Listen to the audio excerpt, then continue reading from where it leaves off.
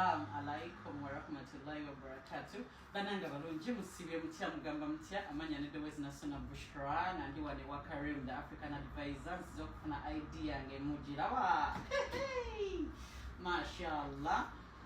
Banange soko kwebaza Allah ora Karim kubanze gumulaba nakola natandika okuprocessinga idea ngeno amnestinga yakatandika wiki yasookera ddala nga nakawulira mukwano gwange omuye yandikomendinge wa Karim nangamba tukozese Karim nemugamba omwesiga nangamba ye n'abaana bemusindikidde gy'oba ogenda kuba tetusobola kwesiga tukozesa bannayuganda tufasite mugamba kale netusindika sente mu banka twasooka netusindika sente omulundi ogwasooka Karim n'abeera nazo omwezi ogwasooka negutuyitako gwa amnesty nga fe aba visit visa liganye abakazi netuyingira omwezi ogwokubiri amnesty yasooka nebeera ngeri kuggalawo Karim neddamu n'atuweereza sente nga amnesty ewedde ngalaba eri mu kuggalawo n'azitusindikira n'azizza sente zonna nga nali nzimuwadde wamala okuzizza amnesty nebagyongerayo n'atugamba amnesty bagyongeddeyo so netuddamu netuzisindika buto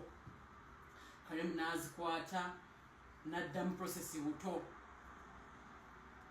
weyaddamu process omwezi ogusooka ne gugenda ogwa November nga yali tufulumye ngera bakyasibya abakazi nenebaza Allah nti mu wiiki yasembayo nga amnesty natera n'okuggwako tugenda yingira okuggalawo omwezi gwa December ebintu byonna ne bifuluma ate byonna byafulumira mu kaseera ke kamu kumukumu buli kimu ne kiggwayo tugenda okutuuka nti amnesty gaddewo nti 3 December nga buli kimu ekyange nkifunye nga nsigaza agenda kukola fingerprints zokka banenebaza Karim mwebaliza ddala bane buli yagala okwesiga omuntu wesige Karim abali e Uganda mbakubiriza mukozese Karim e Uganda ina office kwena yagala okujja mu UAE wobali Saudi kunganya sente zo ojje ogende Uganda ngwena sana zezijja mu obo yagala kujja mu ngosobola okwekolera visa eyiyo otambula ngwena visa eyiyo kikuyambako tobona abona nti ate ogenda kweralikya nti period egenda kuggwako ate bantike ngende mu varsity nedda ojja omuntu nako mukakkamu kati ngenda noonya mulimu